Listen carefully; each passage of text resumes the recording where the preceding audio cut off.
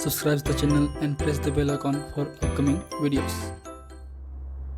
Hello friends, welcome to my channel Pharmacology Concepts by Rajesh Chaudhary, and in this video I will discuss about the antiemetic drugs and their basic pharmacology.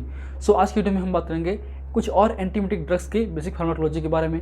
पिछली videos में हमने already बात कर चुके हैं इमिसिस के बारे में, एंटीमेटिक ड्रग्स के बारे में, बेसिकली आपके प्रोकाइनेटिक ड्रग्स फार्माकोलॉजी के बारे में। तो आज कुछ और टॉपिक जो बच गया था उसको हम कवर करने वाले हैं। बात करें इस टॉपिक की तो टॉपिक आपके जीआईटी फार्माकोलॉजी के अंडर में B pharm 6 semester pharmacology 3 unit number 1 का पार्ट है। And if you want to watch my previous videos regarding the pharmacology you can check description box below और by using this link. So now let's discuss about the topic.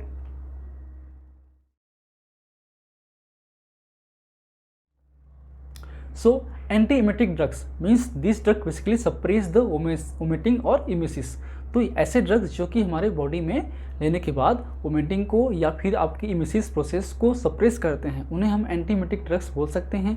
तो बात करें इमिसिस की, तो इमिसिस एक तरीके से हमारे जो सेंट्रल नर्वस सिस्टम है जिसमें होते हैं मेडुला ऑब्लोंगेटा, उसमें होते हैं आपके वोमिटिंग सेंटर्स। तो वोमिटिंग सेंटर से कंट्रोल होते हैं और इस वोमिटिंग सेंटर्स में आपके दो मेजर रीजन होते हैं। एक है आपका सीटीजेड मीन्स कीमोरेसेप्टर ट्रिगर जोन, जिसमें आपके बहुत सारे रिसेप्टर्स होते हैं, जैसे कि बात करें डोपामीन, मस्क्रिनिक, आपके हिस्टामीन, आपके ओपॉइड, आपके NK1 रिसेप्टर्स, ठीक है। और आपके एक होते हैं NTS मीन्स न्यूक्लियस टेक्टस सोलिटेरियस, तो उनमें होते हैं बेसिकली आपके M1, H1 और 5HT3। तो इन रिसेप्टर्स के एक्टिवेशन से आपको वोमिटिंग होगा या वोमिटिंग सेंटर्स एक्टिवेट होते हैं और आपको मिसिस होगी। तो इन ड्रग्स का हम बेसिकली एंटागोनिस्ट यूज़ करते हैं। तो उसी के कंटिन्यू में हम बात कर रहे थे आपके प्रोकाइनेटिक ड्रग के बेसिक फार्माकोलॉजी के बारे में। तो प्रोकाइनेटिक ड्रग ऐसे ड्रग हैं जो कि आपके प्रोकाइनेसिस को इंक्रीज़ करते हैं, मीन्स आपकी जीआई ट्रांजिट को, जीआई इम्पटिंग को इंक्रीज़ करते हैं।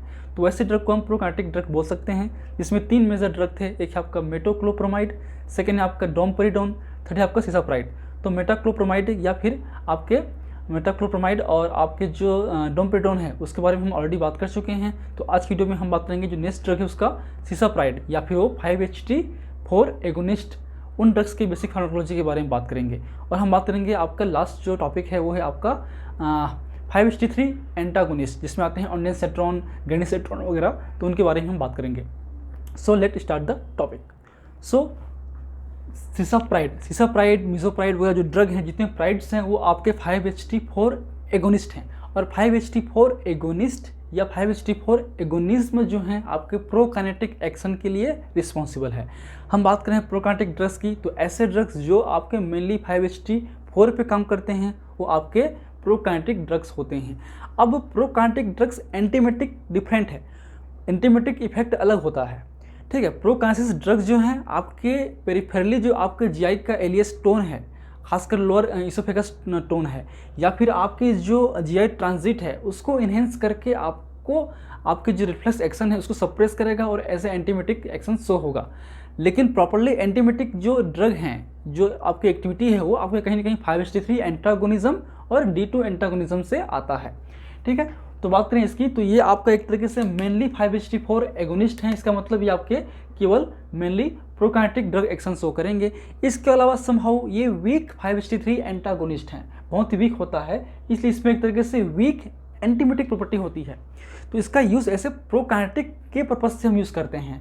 So it enhance the GI emptying and the LES tone means lower oesophageal sphincter tone, enhance the oesophageal peristalsis movement and also enhance the colon transit.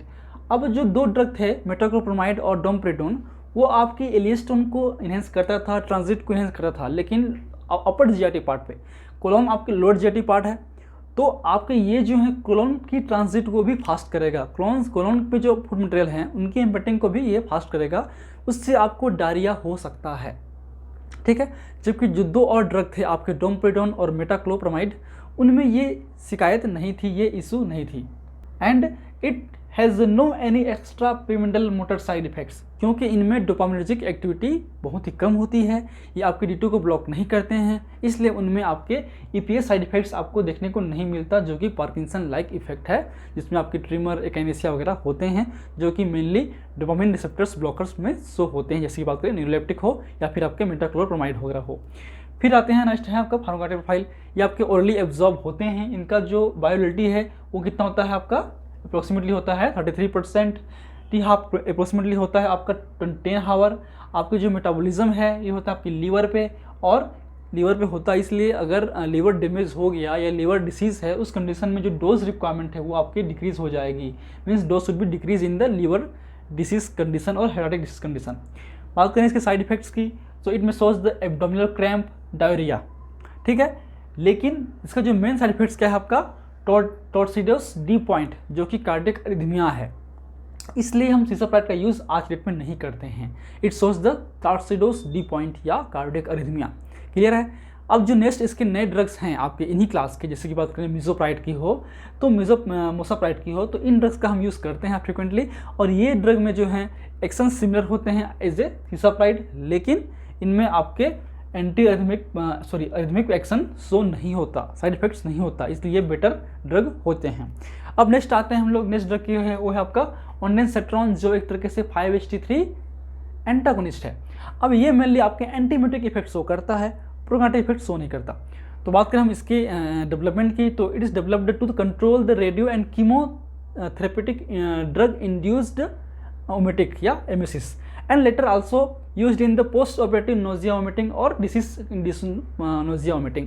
तो ये जो drug है आपके पहले आपके जो रेडियोथेरेपी के दौरान, आपके जो कैंसर ट्रीटमेंट में जो होता है रेडियोथेरेपी उसके दौरान या फिर कीमोथेरेपी के दौरान जो आपको वोमिटिंग होगा उसको सप्रेस करने के लिए, उसको कंट्रोल करने के लिए हम जो है 5-HT3 एंटागोनिस्ट ऑन्डेंसेट्रॉन का यूज़ कर रहे थे।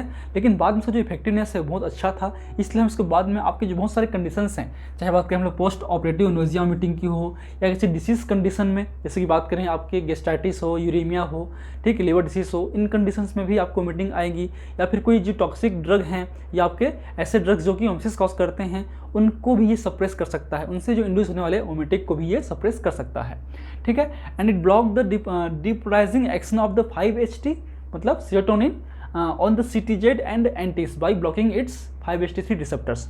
तो ये आपके जो एंटीज एरिया या CTZ एरिया है, इन एरिया में प्रेजेंट जो 5-HT3 रिसेप्टर्स है उसको ब्लॉक करता है। उसको ब्लॉक होने से जो 5-HT मतलब आपके जो न्यूरोट्रांसमीटर्स हैं 5-HT, उसका जो एक्शंस हैं वो आपको प्रॉपर्ली देखने को नहीं मिलता, इसलिए जो वोमिटिंग सेंटर्स हैं वो सप्रेस हो जाते हैं।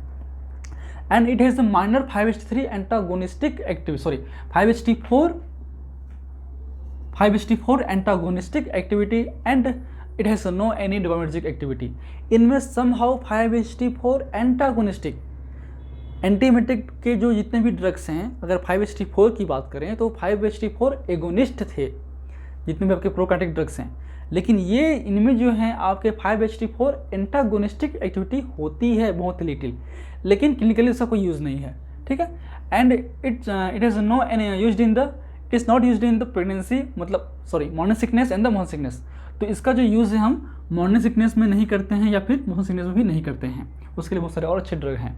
And for the better effectiveness we can use in combination with the promethazine, dexamethasone and the benzodiazepines. इसके इफेक्टिवनेस को बढ़ाने के लिए हम दूसरे ड्रग हैं आपके एडजुवेंट थेरेपेटिक्स हैं, जैसे कि बात करें हम लोग प्रोमेथाजिन की, आपके डेक्सामेथासोन की या बेंजोडाइजेपिन्स की, इनके साथ में हम यूज़ करें तो इनका जो इफेक्ट है और बेहतर तरीके से आता है। बात करें इसके कार्डियक प्रोफाइल की, सो अर्ली एब्जॉर्ब तो होता है, लेकिन जो वायबिलिटी है वो होता है आपका अप्रोक्सीमेटली 60-70%, जो कि बहुत अच्छा है। And it is metabolised by the liver through the gluconic acid conjugation and sulphate conjugation and skid through the urine and the faeces and T half is approximately 3 to 5 hours। बात करें इसके ADR की side effects की, तो it में shows the headache, dizziness, mild constipation and abdominal discomfort. ये बहुत ही अच्छा ड्रग है, वेल टोलरेटेड ड्रग है, ठीक है। साइड इफेक्ट्स बहुत ही कम होते हैं। इसको हम वेरियस कंडीशंस में आपके एंटीमियोटिक ड्रग के रूप में यूज़ करते हैं, जो कि हमने डिस्कस किया, चाहे आपके रेडियोथेरेपी हो, कीमोथेरेपी हो, पोस्ट ऑपरेटिव हो, डिसीज हो या ड्रग्स हो, इनसे इंड्यूस होने वाले जो ओमेसिस है उसको सप्रेस कर सकता है। So these are the basic pharmacology of the antiemetic drugs. तो ये आपके लास्ट क्लास था एंटीमियोटिक ड्रग का, तो इसको नोट करने के लिए शॉर्ट ले सकते हैं। And if you like my videos please press the like button, share with your friend and any feedback please comment on the comment section that motivates me for the coming videos. In last, thank you, keep watching.